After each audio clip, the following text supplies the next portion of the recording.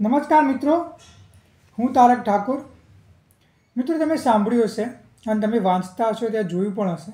ઘણા એવા લોકો હશે, વિદ્યાર્થીઓ હશે કે જે દિવસમાં 10, 12, 14 કલાક વાંચતા હશે, આખો દિવસ લાઇબ્રેરીમાં જ રહેતા હશે અને એમના તમે મોઢા ઉપર જુઓ તો તમને લાગે કે ના ભાઈ આયરો તૈયારી કરે, આખો દાડ સ્ટ્રેસમાં ટેન્શનમાં રહેતો હશે, આખો દિવસ પરીક્ષાની જ વાતો કરતો હશે.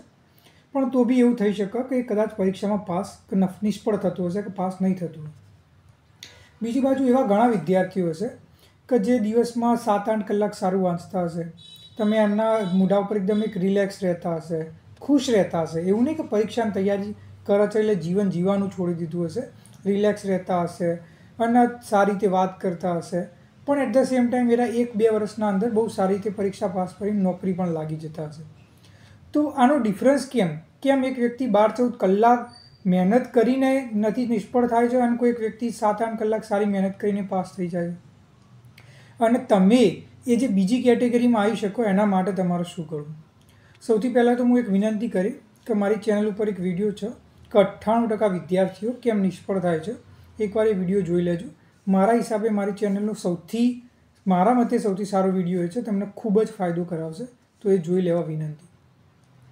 આજે આપણે વાત કરવાના છીએ કે જીવનના અંદર તમે જે પરીક્ષાની તૈયારી કરતા હોય તો એમાં જે તમારું ટાઈમ ટેબલ બનાવો અને ટાઈમ ટેબલ કેવી રીતે એવું હોવું જોઈએ કે તમે મેક્સિમમ એફિશિયન્સી સાથે કામ કરી શકો. અને એવું ટાઈમ ટેબલ નહીં કે હું દિવસમાં 12-14 કલાક વાંચી નાખી, 1 મિનિટે આગી પાછી નહીં થાય અને હું પાસ થઈ જાય. ટાઈમ ટેબલ રિયલિસ્ટિક હોવું જોઈએ. ટાઈમ ટેબલના અંદર તમારો વાંચવાનો, તમારો ખાવા પીવાનો, તમારો સૂવાનો, તમારો ફેમિલી ટાઈમ, તમારો રિલેક્સ થવાનો ટાઈમ એ બધો ઇન્ક્લુડ હોવો જોઈએ. તો જ એ રિયલિસ્ટિક ટાઈમ ટેબલ થાય. તો આજે આપણે તેના વિશે વાત કરવાના છીએ. સૌથી પહેલાં તો હું તમને એક વસ્તુ એ કહેવા માગીશ કે જ્યારે તમે કોઈ પણ પરીક્ષાની તૈયારી કરતા હોય તો પહેલાં નક્કી કરો કે તમે આવતા 1 વર્ષ સુધી તૈયારી કરવાના છો, 2 વર્ષ સુધી, 3 વર્ષ સુધી. એ જે કોઈ એક્યુરેટ ના હોઈ શકે, કોઈ એકદમ ચોક્કસપણે ના કહી શકે, પણ અંદાજે તમને ખ્યાલ હોવો જોઈએ કે ભાઈ આટલા વર્ષ સુધી હું તૈયારી કરીશ. જો થઈ જાય તો સારું, નહીં થાય તો પછી હું બીજા ઓપ્શન કે બીજા વિકલ્પો શોધીશ, યા તો પછી હું કોઈ નોકરી સાથે તૈયારી કરીશ. કેમ? ઘણા એવા વિદ્યાર્થીઓ હોય કે જે આ પરીક્ષાને પોતાનું જીવન બનાવી લે કે બસ આ જ છે મારું જીવન, કે ભાઈ મારા નોકરી જોઈએ જ છે. પછી એ ખાખીની હોય કે ક્લાસ 1-2 હોય કે યુપીએસસી કંઈ પણ. હવે આમાં વસ્તુ એવી છે કે 100 જણા વિદ્યાર્થીઓ તૈયારી કરતા હશે ને આવી પરીક્ષાઓની, તો એમાંથી કદાચ 5-10 મેક્સિમમ 10 વિદ્યાર્થીઓ પાસ થશે. 90% વિદ્યાર્થીઓ તો નિષ્ફળ જ જવાના છે. કારણ કે સિસ્ટમ જ એવી છે કે લાખો લોકો તૈયારી કરતા હોય ત્યારે તમને 100, 200, 500 જગ્યાઓ આવે. એટલે ગાંડાના જેમ પરીક્ષા પાસે તૈયારી કરીને હેરાન થવા કરતાં પ્રેક્ટિકલ તૈયારી કરો કે ના ભાઈ મારા કોન્સ્ટેબલ પીએસઆઈ બનવાનો મારી ઈચ્છા છે, મારું સપનું છે. એ આવી પરીક્ષા આવી રીતે લેવાય છે, આવો સિલેબસ હોય, હું મહેનત કરીશ, પરીક્ષા આપીશ અને બધી જ રીતે બેસ્ટ એફર્ટ આપીશ. જો થઈ જાય છે તો બેસ્ટ, પણ જો નથી થતું તો પછી નિરાશ થઈને, હતાશ થઈને, ઉદાસ થઈને જીવન કંઈ આપણે છોડી નથી દેવાનું. તમારા જોડે બીજા બહુ બધા વિકલ્પો છે, તમે એનો ઉપયોગ કરો અને તમે એડર જીવનમાં આગળ વધશો તો પણ તમે ખૂબ સારું, સુખી અને એકદમ સેટિસ્ફાઈડ જીવન જીવી શકો છો. તો પહેલાં પ્રેક્ટિકલ વિચારો, ઇમોશનલી ના વિચારો, નહીં તો હેરાન થશો. કારણ કે હું બહુ બધા એવા વિદ્યાર્થીઓને ઓળખું છું કે જે વર્ષો સુધી તૈયારી કરી છે અને કોઈ પણ કારણસર એમની ભૂલોના કારણે પરીક્ષાના અંદર કોઈ બી ઇસ્યુ આવી ગયા હશે, પેપર ચેકિંગના, કે એના કારણે અત્યારે 5-7 વર્ષ તૈયારી કર્યા પછી પણ બિચારા બહુ જ હેરાન થાય છે. એમના જોડે ના સરકારી નોકરી છે, ના પ્રાઇવેટ નોકરી છે, ના એ પોતાના જીવનમાં ખુશ રહી શકે છે, ના એરા વાંચી શકે છે. તો એવી પરિસ્થિતિ ના થાય એટલા માટે હું તમને જણાવી રહ્યો છું. હવે ટાઈમ ટેબલની વાત કરીએ તો શાંતિથી તમે ટાઈમ લો, 4 કલાક, 5 કલાક, 6 કલાક, પણ આપણે એક ડિટેલમાં ટાઈમ ટેબલ બનાવીશું. એક એવું ટાઈમ ટેબલ કે જેથી તમારા બધા જ ડાઉટ ક્લિયર થઈ જાય અને તમારે ખાલી વાંચવામાં જ સમય આપવો પડે. સૌથી પહેલાં તો તમે એક વિઝન લઈ લો કે ભાઈ હું આવતા 1, 2, 3 વર્ષ સુધી તૈયારી કરવાનો છું, એ નક્કી કરો. એના પછી જે તમારું ટાઈમ ટેબલ હોવું જોઈએ કે ભાઈ સપોઝ કરો હું કોન્સ્ટેબલ પીએસઆઈની તૈયારી કરી રહ્યો છું ઉદાહરણ તરીકે, તો તમને અંદાજિત ખ્યાલ હોય, ચોક્કસ ના હોય તો વાંધો નહીં, કે ભાઈ આની પરીક્ષા રનિંગ ક્યારે છે, કેટલો ટાઈમ ચાલશે, અંદાજિત કયા મહિનાના અંદર આની લેખિત પરીક્ષા લેવાશે અને ક્યારે આનું પરિણામ આવશે. તો એના હિસાબે તૈયારી કરો કે ભાઈ આવતા 6-7 મહિનાનો મારો પ્લાન શું હશે મંથલી. માઇન્ડના અંદર એક ક્લિયરિટી રાખો. એના અંદર ચેન્જીસ થતા રહેશે સમય સાથે, પણ એક આઈડિયા રાખો, રફ વિઝન.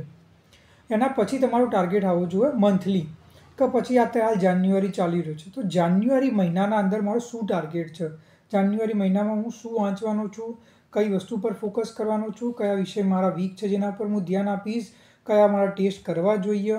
તો એ તમારો ફોકસ હોવી જોઈએ કે ભાઈ જાન્યુઆરી મહિનામાં મારા મેથ્સ રિઝનિંગનો આટલું પોર્શન કવર કરવાનો જ છે, તો તમને ક્લિયર હોવી જોઈએ. એના પછી તમારો એક વીકલી ટાર્ગેટ હોવો જોઈએ કે આ અઠવાડિયાના અંદર હું શું કરવાનો છું, અને એના માટે તમે આ ટાઈમ ટેબલ જે પણ બનાવશું એના અંદર ચેન્જીસ થશે, વધઘટ રહેશે. પણ કોઈ પણ વ્યક્તિ ભલે ટોપર જ હોય એમ કહેતો હોય કે હું 100% કોઈ ટાઈમ ટેબલને ફોલો કરું છું, તો મારા હિસાબે વસ્તુ ખોટી જ છે. 2-5% બાદ કરતાં 95% લોકો એવા જ હશે કે જે ફોલો નહીં કરી શકતા હોય. તો મારા હિસાબે કોઈ પણ તમે ટાઈમ ટેબલ બનાવ્યું અને જો તમે એને 70-80% ફોલો કરી શકો છો તો તમે બેસ્ટ કરી રહ્યા છો. 100% કરવાની કોઈ જરૂરત નથી. પ્રયત્ન જરૂર કરો કે 100% થાય, પણ જો 70-80% થઈ રહ્યું છે તો મતલબ તમે બેસ્ટ એફર્ટ આપી રહ્યા છો, તમારી મહેનતમાં કોઈ કમી નથી. હવે આપણે વાત કરીએ કે વીકલી ટાર્ગેટ બનાવ્યો કે ભાઈ આ એક વીક છે, એના અંદર મારે શું કરવાનું, કયા વિષયમાં કેટલું વાંચવાનું, કયા ચેપ્ટરો વાંચવાના, કયા ટેસ્ટ આપવાના છે, કયા લેક્ચરો જોવાના છે, એક આઈડિયા રફલી રાખો. એના પછી ડેલી ટાર્ગેટ રાખીએ આપણે કે આજના દિવસમાં હું શું કર્યું. તો સૌથી પહેલાં એક વસ્તુ કહી દઉં કે કોઈ વ્યક્તિ એમ કહે કે ભાઈ હું સવારે 4 વાગે ઉઠીને વાંચું છું, કે કોઈ એમ કહે કે હું રાતના 4 વાગ્યા સુધી વાંચું છું. કંઈ જ ફરક નથી પડતો. તમે ક્યારે વાંચો છો એનાથી કોઈ ફરક નથી પડતો. તમે કેટલા કલાક વાંચો છો એનાથી કોઈ ફરક નથી પડતો. કોઈ કે હું 8 કલાક વાંચું કે કોઈ કે હું 16 કલાક, કંઈ ફરક નથી પડતો. મહત્ત્વનું એ છે કે તમે જે 8 કલાક વાંચ્યું કે 16 કલાક, સવારે વાંચ્યું કે રાતે, તમારું માઇન્ડ કેટલું ફોકસ હતું, તમે કેટલા અંદર ઇન્વોલ્વ થઈને એને સમજી અને એના અંદર એ વિષયમાં ઉતરીને તમે એ સમજી રહ્યા હતા, એ મહત્ત્વનું છે. જો એવી રીતે મારા હિસાબે કોઈ પણ વિદ્યાર્થીને જો રોજના 7થી 8 કલાક જે એને અનુકૂળ આવે, સવાર, બપોર, સાંજ, સારી રીતે ફોકસ સાથે વાંચતો હોય, એકત્ર મગજ કરીને, તો એ કોઈ પણ પરીક્ષા પાસ કરી શકે અને બીજી કોઈ જ વસ્તુ કરવાની જરૂર છે નહીં. બરાબર? તો એક તો આપણે આ વસ્તુ થઈ ગઈ. બીજી વસ્તુ, મારા હિસાબે એક મતલબ ડેલી અને તમારું વીકલી ટાઈમ ટેબલ કેવું હોવું જોઈએ. અગર શું વીકલી ટાઈમ ટેબલની વાત કરો તો તમે એક ટાઈમ ટેબલ નક્કી કરો કે સોમથી શુક્ર હું શું વાંચીશ, કયા ચેપ્ટરો વાંચીશ, કયા વિષયો વાંચીશ, બરાબર, કયા ટેસ્ટ આપીશ, કયા લેક્ચરો જોઈશ. અને આમાં બી હું તમને એક વિનંતી કરીશ કે જે તમારા સૌથી સારા વિષયો હોય એને ઓછો સમય આપો. સૌથી વીક સમય આપણે શું કરીએ કે પોતાને સારું લાગે એના માટે જે આવડતું હોય કર્યા જઈએ, જે ના આવડતું હોય એને કે થયા જશે, જોઈ જશે, કરીશું, અને એમાં જ પછી આપણે નિષ્ફળ થઈએ. એટલે તમે વાંચતા હોય એનો 80% સમય એવા વિષયોને આપો કે જે તમારા વીક છે, જેના અંદર તમને વધારે માહિતી નથી, અને જે એના કરતાં રિલેટિવલી ઓછો સમય તમે જે વિષયો આવડતા હોય એના પાછળ આપો. બરાબર? તો પહેલાં તો આ વસ્તુ થઈ ગઈ. તો સોમથી શુક્રનું એ શેડ્યુલ બનાવી દીધું. પછી શનિવાર તમારે કંઈ જ નવું નથી વાંચવાનું. શનિવાર જે તમારી દિવસનું કરંટ અફેર્સ કે તમે ન્યૂઝપેપર વાંચતા હોય વાંચો, એના સિવાયનો બધો જ સમય તમારે ખાલી અને ખાલી પહેલાં 5 દિવસમાં સોમથી શુક્રમાં જે વાંચ્યું છે એનું રિવિઝન કરવાનું થશે, બીજું કંઈ જ નહીં. હવે ઘણા લોકોને વાંચવાનું વાંચી લે ખરા, પણ રિવિઝન કરવામાં આળસ આવે, કંટાળો આવે, યા તો એમને લાગે કે ભાઈ અમે વાંચી નથી રહે. મારી જેટલો બી એક્સપિરિયન્સ છે કે મેં જેટલા બી મારા મિત્રો જોડે વાત કરી, જો એક વસ્તુ નિર્ણય કરતી હોય કે તમે કોઈ પરીક્ષા પાસ કરશો કે નહીં તમારા કોન્ફિડન્સના આત્મવિશ્વાસ સિવાય, તો એ તમારું રિવિઝન છે. તમે હજારો પત્તા વાંચી લીધા પણ જો તમે રિવિઝન નથી કર્યું તો હું તમને લખીને આપું છું કે તમે નિષ્ફળ થશો, કારણ કે તમને કંઈ યાદ જ નહીં આવે. એટલે શનિવાર ખાલી અને ખાલી રિવિઝન, બીજું કંઈ જ નહીં. ખાલી અને ખાલી તમે જે 5 દિવસમાં વાંચ્યું છે એનું રિવિઝન કરશો. હવે પ્રશ્ન એવો થાય કે ભાઈ 5 દિવસનું વાંચેલું અમે એક જ દિવસમાં કઈ રીતે રિવિઝન કરીએ? તો વાંચવાની એક રીત હોય. સપોઝ કરો કે હું આજે ઇતિહાસ લઈને બેઠો અને મેં ઇતિહાસના અંદર 25 પત્તા વાંચ્યા, તો અગર જો હું એને અઠવાડિયા પછી જ વાંચી રહ્યો છું અને 25 પત્તા વાંચતા મને પહેલી વાર 5 કલાક લાગ્યા હતા અને બીજી વારે મને જો 5 જ કલાક લાગે છે, તો એ વાંચવાનો કોઈ મતલબ થતો નથી. જ્યારે તમે કોઈ પણ વસ્તુ વાંચતા હોય, પછી એ ચોપડીમાં વાંચતા હોય કે નોટ્સમાં વાંચતા હોય કે લેક્ચર જોતા હોય, તો એકલું લેક્ચર જોવાથી બધું યાદ નથી રહી જવાનું. પહેલાં તો લાગશે કે યાદ રહી ગયું, પણ પછી ભૂલાઈ જશે. એવી જ રીતે ચોપડીમાં એ જ થશે. તો જ્યારે તમે કોઈ પણ વસ્તુ વાંચી રહ્યા છો તો એની નોટ્સ બનાવો. નોટ્સના અંદર શું આવશે તો જે પણ તમે વાંચ્યું તો એનો જે મૂળ વસ્તુ હોય કે જે એનો કોર પોઈન્ટ્સ હોય કે જેના સૌથી મહત્ત્વના મુદ્દા હોય, સૌથી મહત્ત્વના ફેક્ટ્સ હોય, સૌથી મહત્ત્વનું તમારું વિશ્લેષણ હોય એ જ અંદર આવવું જોઈએ, બીજું કંઈ જ નહીં. સપોઝ મેં આજે મૌર્ય એમ્પાયર વિશે વાંચ્યું અને 10 પત્તાનું ચેપ્ટર હતું, તો એનું મારું વિશ્લેષણ કે નોટ્સ ખાલી એક જ પત્તાની હોવી જોઈએ, એક જ. તમારું જે પણ વાંચો એની તમારી નોટ્સ 10%થી 20%, એનાથી વધારે ના જ હોવી જોઈએ, નકર નોટ્સનો કોઈ મતલબ નહીં. તો નોટ્સ એકદમ સરળ હોવી જોઈએ, જે મોસ્ટ ઇમ્પોર્ટન્ટ પોઈન્ટ્સ હોય, સૌથી મહત્ત્વના મુદ્દા હોય એ જ હોવા જોઈએ. અને હવે તમે જ્યાં નોટ્સ બનાવી તો સમય લાગશે. કોઈ એક વ્યક્તિ વાંચીને જે વસ્તુ 2 કલાકમાં કરી લેશે, તમારા નોટ્સ સાથે કરવામાં 5 કલાક લાગશે. પણ તમારા ફાયદો છે. કેમ કે જ્યારે તમે શનિવારે એને રિવિઝન કરવા બેસો તો તમારે 5 કલાકનું વાંચેલું તમારા કલાકના અંદર અડધો કલાકમાં રિવાઇઝ થઈ જશે. બીજી બાજુ જે વ્યક્તિ એ વસ્તુ 2-3 કલાકમાં વાંચી, તમે એને કહેશો કે ભાઈ તું આ વસ્તુ પાછી રિવાઇઝ કર, તો એને પાછા જો એ શનિવારે બેસે ને તો એને 3 જ કલાક જ થવાના. તો એના નુકસાન છે, તમને ફાયદો છે. તો પહેલાં જો વધારે સમય આપ્યો તો તમે ફાયદામાં રહેશો. એટલા માટે હું એક વિનંતી કરીશ કે કોઈ પણ વસ્તુ વાંચો તો એની નોટ્સ ચોક્કસ બનાવવાની, તો જ તમને ફાયદો થશે. બરાબર? તો આ એક વસ્તુ થઈ ગઈ કરી, તમારા નોટ્સ તો ચોક્કસપણે બનાવવાની જ. તો આવી રીતે તમે સોમથી શુક્ર વાંચો 7 થી 9 કલાક, તમને જે ટાઈમ અનુકૂળ આવે, સવાર, બપોર, સાંજ, જે તમારા દિનચર્યા હોય એના હિસાબે. બીજી વસ્તુ, શનિવાર ખાલી અને ખાલી રિવિઝન માટે આપો, બીજું કંઈ જ નહીં. અને રવિવાર રિલેક્સ કરો, થોડું વધારે સૂઈ લો, તમારા પરિવાર જોડે, તમારા મિત્રો જોડે સમય સ્પેન્ડ કરો, તમારી હોબીઝ હોય, તમને કોઈ ટ્રાવેલ કરવું ગમતું હોય તો લોકલ કોઈ જગ્યાએ ફરી આવો, તમને પુસ્તકો વાંચવી ગમતી હોય કે તમને કંઈ પણ ગમતું હોય તો બસ રિલેક્સ કરો અને એન્જોય કરો. કેમ કે તમારા પરીક્ષા કોલેજના જેમ 15 દાડા વાંચી નથી આપવાની, તમારા 12માના જેમ 2-3 મહિના વાંચી નથી આપવાની, તમારે 1-2 કદાચ 3 વર્ષ કે એનાથી વધારે વાંચવાનું. જો વાંચ કર્યું, કંટાળી ગયા તો છોડી દેશો. એના કરતી એક કામ કરો, 5 દિવસ વાંચો, 1 દિવસ રિવિઝન કરો અને 7મો દિવસ રિલેક્સ કરો, આરામ કરો. તો જ તમે આ વસ્તુ લાંબા સમય સુધી ખેંચી શકશો અને તો જ તમે પાસ થવાના ચાન્સીસ વધશે.